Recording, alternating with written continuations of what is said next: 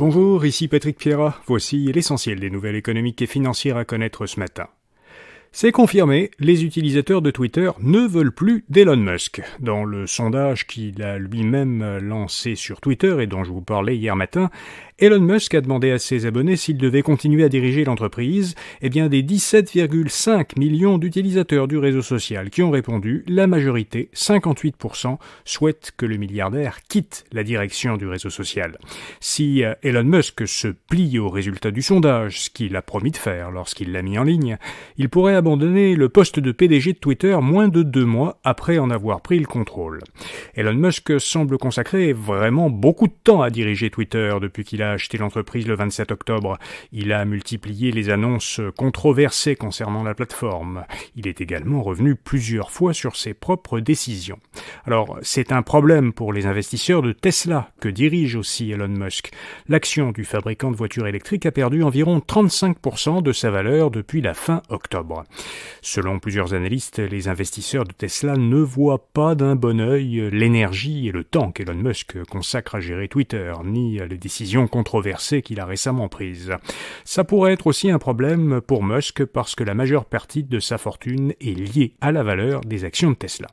Mais même si Musk s'était engagé à respecter le résultat du sondage, il a aussi écrit qu'à son avis, il n'y avait personne qui pouvait prendre la direction de Twitter et il a indiqué hier qu'à l'avenir, seuls les abonnés payants du service Twitter Blue devraient avoir leur mot à dire sur les politiques qu'adopte Twitter. Or, évidemment, le sondage qui lui demande de partir n'a pas exclusivement été fait par des gens qui sont des abonnés payants de Twitter. Foodtastic, un franchiseur montréalais qui exploite plus de 1000 restaurants, prévoit d'acheter la bannière canadienne Freshii pour 74 millions de dollars. Freshii est une entreprise cotée à la Bourse de Toronto. Avec cette acquisition, elle serait privatisée. Des actionnaires qui détiennent actuellement 69% des actions de Freshii ont déjà approuvé le projet de transaction.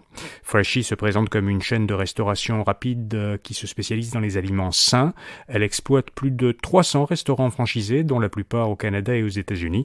Foodtastic dit que cette transaction va lui permettre d'étendre ses activités dans une nouvelle catégorie de restaurants.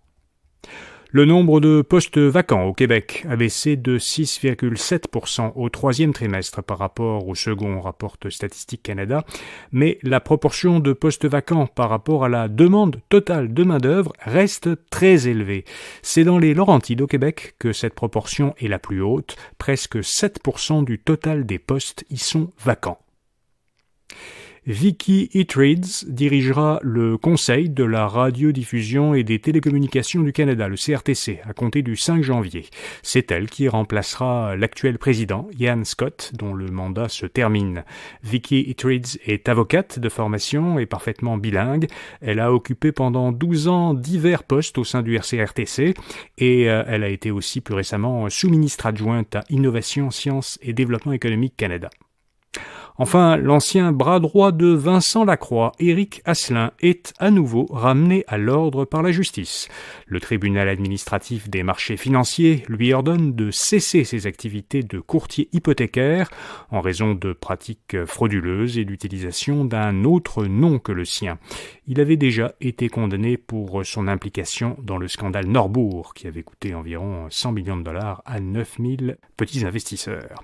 Voilà, vous savez l'essentiel. Rendez-vous demain matin pour un autre bulletin audio Info Bref Affaires. Bonne journée.